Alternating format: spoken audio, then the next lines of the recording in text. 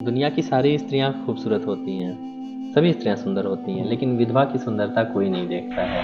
प्रेम को लेकर के देश में चर्चाओं में एक शुमार है श्रद्धा मर्डर केस। प्रेम उसका शुरुआती दौर है, देश में बड़ा ही चर्चित है। वो प्रेम कैसा है? बाद तुम्हारे इतने तन्हा रहते हैं, बाद तुम्हारे इतने तन्हा रहते हैं, बाद तुम्हारे इतने तन्हा रहते हैं, दुनिया छोड़ो खुद से गुस्सा रहते हैं। 2 कदम चल कर बदल दी राह तुमने, तुमसे जीवन भर की आशा क्या लगाएं। आजकल देखिए इमोजी जो है बड़ा कारगर हो रहा है। अगर किसी को ये अपनी संवेदना को व्यक्त करने में इमोजी आजकल बड़ा, किसी से कोई गुस्सा है तो ये अब बड़ा वाक्य लिखे कि हम तुमसे गुस्सा हैं, ये उसको बड़ा शॉर्ट है कि कोई गुस्से वाला बन गया भेद। हम अपनी सारी ख्वाहिश, हर तमन्ना छोड़ देते हैं, तुम्हें पाने को हम हर रोज क्या क्या छोड़ देते हैं। हम तुम्हें पाने को क्या क्या छोड़ देते हैं, यानी त्याग भी कहीं न कहीं एक प्रेम है। इस बात को अच्छा है, पर इससे अच्छा हो सकता है, चांद के बदले उसका चेहरा हो सकता है। वो आजाद ख्यालों वाली लड़की सुन ले, इश्क भी आगे चल के पिंजरा हो सकता है। क्या बात है। ये श्रद्धा जैसे जो भी हुआ है उन लोगों के लिए। हाँ, बुलंदियों पे पहुंचना कोई कमाल नहीं, बुलंदियों पे ठहरना कमाल होता है। साहित्य से क्या घर चलाया जा सकता है? साहित्य से देश चलाया जा सकता अच्छा। है। कविता पे भी 18% जीएसटी लग गया है। अच्छा। डॉक्टर कुमार विश्वास सर अकेले ही करोड़ों में टैक्स देते हैं। चंद लोग हैं जो नफरत फैलाते हैं, लेकिन हम प्रेम करने वाले हैं, प्रेम करेंगे। लाख कोशिश करो कर नहीं पाओगी, लाख कोशिश करो कर नहीं पाओगी, भूल मुझको सरासर नहीं पाओगी। मांग में तुम मेरे नाम की रिक्तता एक सिंदूर से भर नहीं पाओगी। था किसी को न अनुमान पर बिक गए, थे न बिकने का सामान पर बिक गए, सारी दुनिया की दौलत धरी रह गई, एक लड़की की मुस्कान पर बिक गए। क्या बात है। आजकल हर कोई बिक रहा है, सभी लोग सावधान रहिएगा। समुदायों को लेकर के मैं आपसे पूछूं कि आज का जो राजनीति है, आज का जो माहौल है, किस तरीके से इतना दूषित हो चुका है दो समुदायों को लेकर के, खासकर हिंदू और मुस्लिम। नमस्कार, आप देख रहे हैं रिस्पेक्टेड सोशल मीडिया और मैं आपके साथ चंदन। इस वक्त हमारे साथ हैं देश के सबसे युवा रचनाकार, हम बोलेंगे कि साहित्य के क्षेत्र में बड़े ही कम उम्र में बड़े बड़े मंचों पर इनको स्थान मिला है, और हमारे देश के बड़े साहित्यकार और राम कथा के मर्मज्ञ कुमार विश्वास का नाम आप सभी लोग जानते होंगे। उनका इनके ऊपर स्नेह है, काफी ज्यादा स्नेह है, और इनकी जो लिखने की जो विधा है वो ज्यादातर प्रेम पर लिखते हैं। तो सर, सबसे पहले आपका स्वागत है रिस्पेक्टेड सोशल मीडिया पे। बहुत बहुत धन्यवाद आपका। आपने मेरे परिचय में प्रेम का जिक्र किया। दुनिया में जितनी भी सृजनात्मक कार्य होते हैं, सब वो प्रेम के परिणाम स्वरूप ही होते हैं। नफरतों की कोई उम्र नहीं होती है। नफरत वाली सब सेनाएं, सारे लश्कर मिट जाते हैं, एक मोहब्बत रह जाती है, बाकी दीगर मिट जाते हैं। इतिहासों को पढ़कर हमने शायद यही बस जाना है कि जोधा अकबर जिंदा हैं, पर राजा अकबर मिट जाते हैं। साहब जी, अभी वर्तमान दौर में प्रेम को लेकर के देश में चर्चाओं में एक शुमार है श्रद्धा मर्डर केस। श्रद्धा मर्डर केस को अगर देखेंगे तो कहीं ना कहीं प्रेम उसका शुरुआती दौर है। वो प्रेम क्या देखते हैं और आपका जो प्रेम जो लिखते हैं, तो उस प्रेम में और आपका जो प्रेम जो लिखते हैं उसमें दोनों में क्या अंतर है? और श्रद्धा मर्डर केस जो आज देश में बड़ा ही चर्चित है, वो प्रेम कैसा है? देखिए, दोनों बड़ी अलग अलग चीजें हैं। शुरू से अगर आप देखें, मेरा एक गीत है कि प्रेम की लौ रखो तुम उसी देहरी, दीप जलता रहे और हवा भी चले। इसमें अगर हम आगे बढ़ते हैं तो पंक्तियां आती हैं कि प्रेम तो हर जन्म में अभागा रहा, सब कथाएं अबूझी कहानी रही, कुछ अधूरी कथाएं अमर हो गईं, किंतु पूरित कथाएं अजानी रही। तो डिपेंड करता है कि हम प्रोजेक्ट किस चीज को कर रहे हैं। अगर मैं प्रेम देखता हूँ, चूंकि ये बड़ा मामला लाइमलाइट में इसलिए भी है क्योंकि आफताब और श्रद्धा दो अलग अलग धर्मों के लोग हैं और दोनों साथ में आते हैं। इसमें कहीं ना कहीं समाज की स्वीकार्यता की कमी है, जिसकी वजह से किसी भी व्यक्ति को ये कॉन्फिडेंस देती है कि वो किसी के साथ कुछ भी कर सकता है और दूसरा पक्ष जो है वो उसका बचाव नहीं कर पाएगा। अगर वो स्वीकार कर लिए होते या बिल्कुल अस्वीकार कर लिए होते, और कहीं ना कहीं ये व्यक्तिगत कमी भी है ये उस लड़की की कमी है जो कि साल 2 साल पहले या 6 महीने पहले मिले किसी व्यक्ति पे इस कदर भरोसा कर रही है। क्योंकि आप जब अकेले होते हैं, तो आपका साया भी आपको बचाने नहीं आता, उस वक़्त आपको अपने साये की रक्षा भी खुद ही करनी पड़ती है। लेकिन जिसके साथ भी हैं, प्रेम का मतलब ही ये होता है कि आप प्रेम को नहीं ढूँढते हैं, प्रेम आपको ढूँढ लेता है। लेकिन आपको पहचानना है कि वो वाक़ई प्रेम है या नहीं, है ना? अच्छा, मंचों पर आपको एक कवियों को बुलाने का एक क्रम भी होता है। उस क्रम में आपको कहीं न कहीं एक युवा हैं आपको, तो मंच पहले मिलता है या अंत में मिलता है? हाँ, होता क्या है कि जो सबसे ताज़ी सब्ज़ी होती है, वो सब्ज़ी वाला सबसे ऊपर रखता है अच्छा। और उसके चक्कर में बाकी दूसरी सब्ज़ियाँ भी बिक जाती हैं। तो कहीं न कहीं युवाओं का क्रम पहले आता है। इसका एक कारण यह भी है कि जो बड़े कवि हैं, यहाँ सब्ज़ी वाले जो मैंने बताया, उससे बिल्कुल उलट चीज़ है। यहाँ जो बड़े कवि हैं, वो स्थापित हैं, उनके लिए लोग सुनने आते हैं। उन्हें सुनने के बहाने लोग हमें सुन लेते हैं, जितने भी युवा कवि हैं। छोटी उम्र में ही आपको बड़ा-बड़ा मंच दिया जा रहा है। साहित्य से क्या घर चलाया जा सकता है? साहित्य से देश चलाया जा सकता अच्छा। है। हमारा साहित्य इतना समृद्ध है कि इसने पिछले कुछ 10 एक सालों से हर साल ये लगभग 100 करोड़, 150 करोड़ का बिज़नेस कर रहा है। साहित्य इंडस्ट्री? जी, हमारी सिर्फ़ कवि सम्मेलन इंडस्ट्री, अच्छा। साहित्य की बात तो छोड़ दीजिए। अच्छा। इसमें आपको तो पता होनी चाहिए कि कविता पे भी 18% जीएसटी लग गया है। अच्छा। डॉक्टर कुमार विश्वास सर अकेले ही करोड़ों में टैक्स देते हैं। साहित्य के क्षेत्र में कुमार विश्वास को हमारे देश में कौन नहीं जानता है। तो आपका और उनके प्रति जो संबंध है, आप उनको प्रेरणा स्रोत मानते भी हैं, जी। तो आपका और उनका संबंध कैसा, संबंध के बारे में बताएँ? हाँ, कुमार सर का जब ज़िक्र आता है, तो मुझे कई शेर याद आते हैं। पहला तो मुझे अपना ही शेर याद आता है कि अदब इतना कि कदमों में पड़े हैं, अना इतनी कि लंका खाक कर दें। फिर मुझे कोई और शेर याद आता है कि कोई लगा न सका उसके कद का अंदाज़ा, वो आसमां है मगर सर झुका के रहता है। फिर मुझे राहत साहब याद आते हैं कि ये अलग बात के खामोश खड़े रहते हैं, मगर जो लोग बड़े हैं वे बड़े रहते हैं। ऐसे दरवेशों से मिलता है हमारा सिजरा, जिनके कदमों में कई ताज पड़े रहते। इससे पहले जितने भी कवि थे, उनके साथ यही दिक्कत है। हम सुनते हैं कितना बुरा लगता है कि निराला गरीबी में मर गए और प्रेमचंद जी को टीबी हो गया, उनका देहांत हो गया। कितना दुःख होता है। कहीं न कहीं साहित्यकार जो अपनी आत्मा जलाकर अपने लहू से रचनाएँ लिख रहा है, उसको उसके हिस्से का पारिश्रमिक, उसको उसके हिस्से का यश तो मिलना ही चाहिए था। जिसकी लड़ाई कुमार सर ने लड़ी और इसलिए वे हम सभी युवा कवियों के प्रेरणा स्रोत हैं। आपने उनसे बहुत कुछ सीखा है। जी। तो कुमार सर के बारे में हम ये कहेंगे कि उन्होंने अभी आम आदमी पार्टी के बारे में कौन नहीं जानता है। आम आदमी पार्टी में उनका भी एक चेहरा कहीं न कहीं शीर्ष पर होता है। राजनीति में आप तो चूँकि आप युवा में हैं, तो आपकी क्या राजनीति में भी जाने का है? क्योंकि कुमार विश्वास जी को सब लोग जानते हैं, उनका भी राजनीति से कहीं न कहीं ताल्लुक है, तो आपका? ये आपने बड़ा अच्छा प्रश्न किया कि कुमार सर से आपने सीखा है कि राजनीति में भी जाना चाहिए। उनसे मैंने ये भी सीखा है कि अ, देश के बड़े कवि हैं डॉक्टर हरिओम पंवार लिखते हैं कि मेरे दर से खाली लौटे राजनीति के उड़न खटोले, मेरे दर से खाली लौटे राजनीति के उड़न खटोले, इतना धन कब है इस जग में जो मेरी खुददारी तौले। तो कुमार सर से हमने ये भी सीखा है कि खुददार लोगों के लिए राजनीति नहीं बनी है।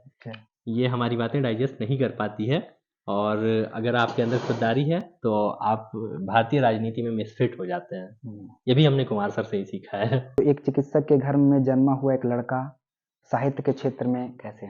दादा जी जो मेरे थे वो ज़िले के पहले डॉक्टर थे। पापा क्षेत्र के प्रतिष्ठित डॉक्टर हैं और सारी फैमिली इसी पेशे में है। लेकिन इसका सीधा-सा जवाब ये है कि डॉक्टर, इंजीनियर ये सब बनाए जा सकते हैं। कोटा और कानपुर में जो इंडस्ट्रियाँ हैं, ये सब बना रही हैं डॉक्टर, इंजीनियर। लेकिन साहित्यकार बनाया नहीं जा सकता। कोई ऐसी इंडस्ट्री नहीं है जो साहित्यकार बना दे, जो कवि बना दे, जो आर्टिस्ट बना दे। बोलते हैं कि साहित्य समाज का दर्पण होता है। तो आज का जो साहित्य है, क्या दर्पण को दिखा पा रहा है? जब अपने प्रथम कार्यकाल में पंडित नेहरू संसद भवन की सीढ़ियों से उतर रहे थे, तो उनका पैर फिसल गया और वो लड़खड़ा गए। गिरने को हुए तो दिनकर जी ने दौड़ के उन्हें संभाला। नेहरू जी ने धन्यवाद देते हुए कहा कि दिनकर जी अगर आज आप नहीं होते तो मैं गिर जाता। दिनकर जी ने बड़ा अच्छा जवाब दिया कि राजनीति के कदम जब जब लड़खड़ाएंगे साहित्य उसे सहारा देगा। साहित्य का काम ही है कि वो समाज में घटित हो रही घटनाओं को मुद्दों को उठाएगा, किसान की पीड़ा गाएगा, सैनिक का दर्द गाएगा, मजलूम की पीड़ा लिखेगा। डॉक्टर कुंवर बेचैन लिखते भी हैं कि जो वक्त की आंधी से खबरदार नहीं है, कुछ और ही होगा, वो कलमकार नहीं है। अदब इतना की कदमों में पड़े हैं, कदमों में पड़े हैं, अन्ना इतने की लंका खाक कर दी। ये जो आपका रचना है काफी पॉपुलर हुआ है, कुमार विश्वास जी ने भी इसको टैग किया है। देश के जाने माने जो बहुत चिंतक हैं, विचारक हैं, कवि हैं, पुरुषोत्तम अग्रवाल जी ने उन्होंने भी इसको टैग किया है। तो कहीं ना कहीं इसमें उन लोगों ने कुछ बेहतर आपका देखा होगा, क्योंकि आप एक अलग समुदाय से हैं और एक अलग समुदाय पर आपने लिखा। समुदायों को लेकर के मैं आपसे पूछूं कि आज का जो राजनीति है, आज का जो माहौल है, किस तरीके से कितना दूषित हो चुका है दो समुदायों को लेकर के, खासकर हिंदू और मुस्लिम। कि सारा दिन हम दोनों मिलकर पानी शक्कर मिलाते हैं, दिन ढलते ही सारा शरबत क्यों जहरीला हो जाता है। तो कुछ ऐसी ताकतें हैं, चंद लोग, मुट्ठी भर लोग हैं जो नफरती माहौल बनाए रहते हैं। कोई भी बहुत मजबूत रिश्ता है सियासत का तबाही से, बहुत मजबूत रिश्ता है सियासत का तबाही से। कोई भी शहर जलता है तो दिल्ली मुस्कुराती है। चंद लोग हैं जो नफरत फैलाते हैं, लेकिन हम प्रेम करने वाले हैं, प्रेम करेंगे। आपकी जो रचनाएं हैं अक्सर प्रेम पर आप लिखते हैं, तो प्रेम पर आपने कुछ बेहतर लिखा हो उसको बताएं। ज़्यादातर जो मेरे शेर हैं, ऐसा नहीं मैं सिर्फ प्रेम पे ही लिखता हूँ, मैंने दूसरे चीज़ों पे भी लिखा है। मैंने ये भी लिखा कि हुलिये से वो उल्टा भी हो सकता है, तुमको आँख का धोखा भी हो सकता है, वनवासी को बस वनवासी मत समझो, वनवासी को बस वनवासी मत समझो, वो दुनिया का राजा भी हो सकता है।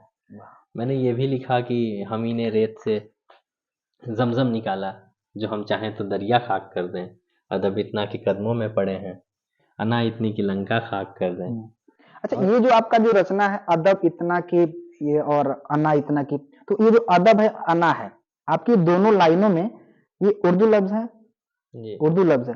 तो क्या आप लोग इसको ऐसा कोई शब्द नहीं देते जो सामान्यतः सभी लोग समझ सकें? क्योंकि ये ऐसा शब्द है, अब हम ही अदब नहीं समझ पाए, अना नहीं समझ पाए, तो आसान क्यों नहीं? आसान लफ्जों में आप यूं समझिए कि हर स्त्री खूबसूरत होती है। एक कोई कवि हैं, उनका कहना है कि कठिन लिखना बहुत आसान है, लेकिन आसान लिखना बहुत कठिन है। मेरी तो कोशिश रहती है कि मैं आसान ही लिखूं, और सही बात है, आसान लिखना बहुत ज़्यादा कठिन है।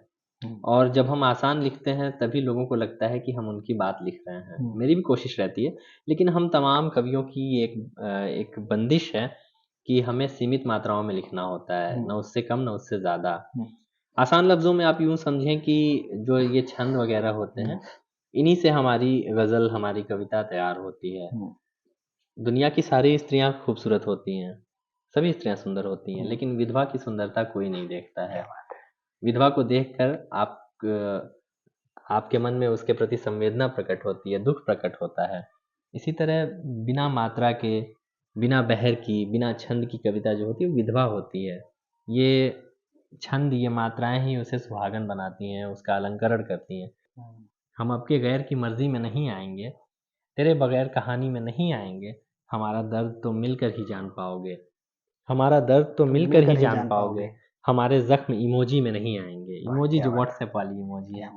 तो आजकल देखिए इमोजी जो है बड़ा कारगर हो रहा है। अगर किसी को ये अपनी संवेदना को व्यक्त करने में इमोजी आजकल बड़ा ट्रेंड हो रहा है। अब किसी से कोई गुस्सा है तो ये अब बड़ा वाक्य लिखें कि हम तुमसे गुस्सा हैं, ये उसका बड़ा शॉर्ट है कि कोई गुस्से वाला बन गया, भेज दें। ये अच्छी बात है कि जो नई जनरेशन है ये शब्दों की बजाय भावनाओं को समझ रही है। इसकी सराहना होनी चाहिए कि एक छोटा सा इमोजी क्राइंग फेस का लगा दिया लोगों ने और स्टेटस पे, और 20 लोग पूछने लगते हैं क्या हो गया।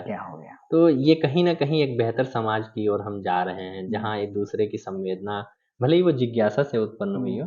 रोते रोते चेहरे पर क्या गुजरी है, बिस्तर पर और तकिए पर क्या गुजरी है, तुमसे तो हर अश्क छुपा ले आए पर, तुमसे तो हर अश्क छुपा ले आए पर, हमसे पूछो चश्मे पर क्या गुजरी है। वाह क्या बात है। तुमने तो बेकार समझकर फेंक दिया, तुमने तो बेकार समझकर फेंक दिया, लेकिन सोचो झुमके पर क्या गुजरी है। लाख कोशिश करो कर नहीं पाओगी, लाख कोशिश करो कर नहीं पाओगी, लाख कोशिश करो कर नहीं पाओगी, भूल मुझको सरासर नहीं पाओगी।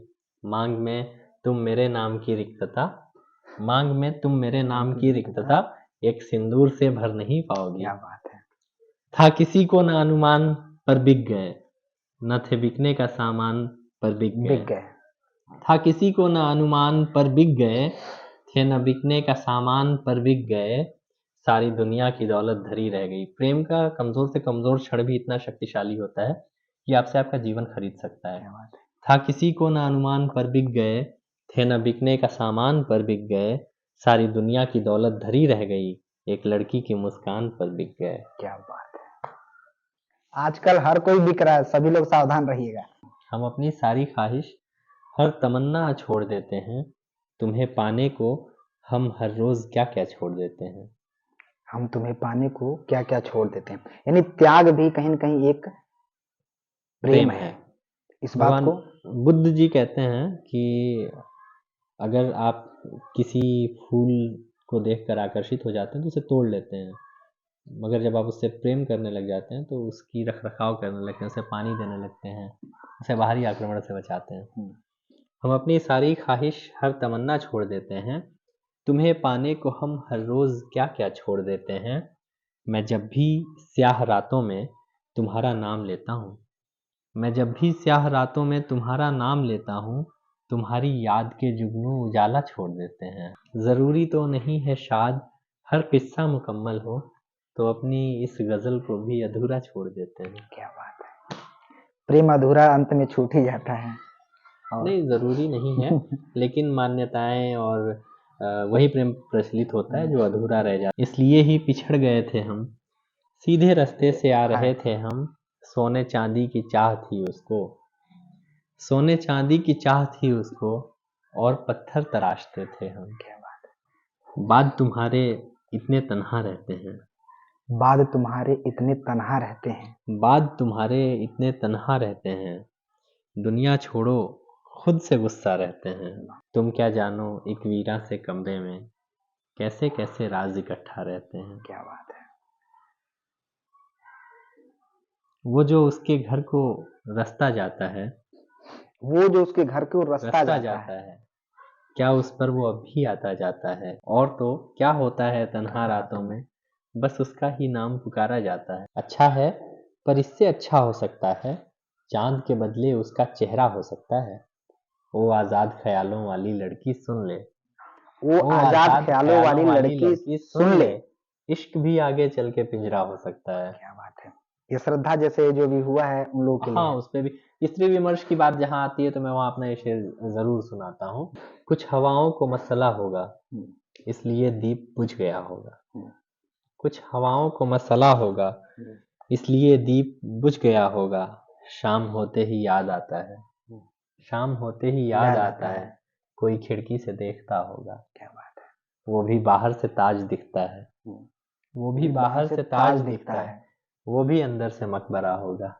एक गीत सुना देता हूँ मैं जो आप सब बहुत पसंद करते हैं, और मैं जहाँ भी जाता हूँ इस गीत की डिमांड बहुत होती है।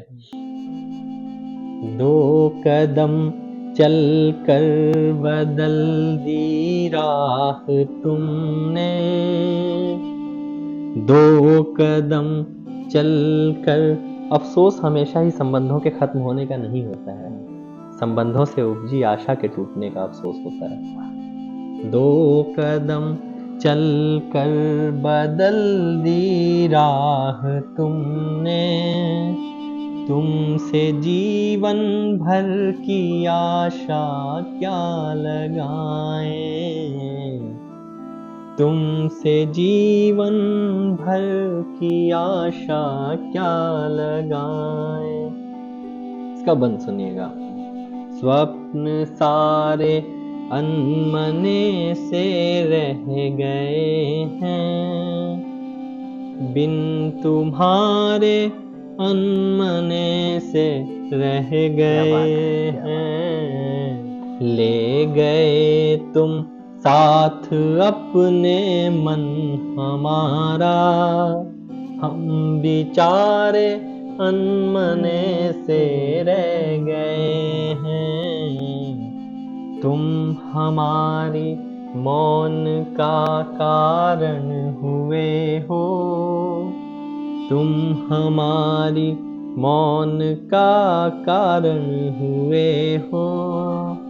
बोलो तुमसे स्वर की आशा क्या लगाएं, पथ प्रदर्शन पर तुम्हारे चल रहे थे, एक तुम्हारे ही सहारे चल रहे थे।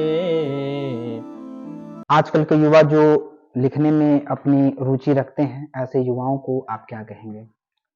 चूंकि मैं खुद युवा हूँ और ज़्यादातर कार्यक्रम में जाता हूँ, बहुत सारे अच्छे लिखने वाले लोग मुझे मिलते हैं। मुझे किसी का शेर याद आता है कि कुछ ऐसे फूल हैं जिनको मिला नहीं माहौल, कुछ ऐसे फूल हैं जिनको मिला नहीं गुलशन, महक रहे हैं मगर जंगलों में रहते हैं। तो उन्हें इस बात का ध्यान रखना है कि भले ही उनकी खुशबू अभी लोगों तक नहीं पहुंची है, लेकिन इस खुशबू को ज़रूर एक ना एक दिन पहुंचना होगा, वो पहुंचेगी, क्योंकि ईश्वर ने आपका मार्ग प्रशस्त करना है और इसीलिए उसने आपके अंदर कवि हृदय को डाला है। लेकिन वहां तक पहुंचने के लिए कोई शॉर्टकट लेना नहीं ठीक है।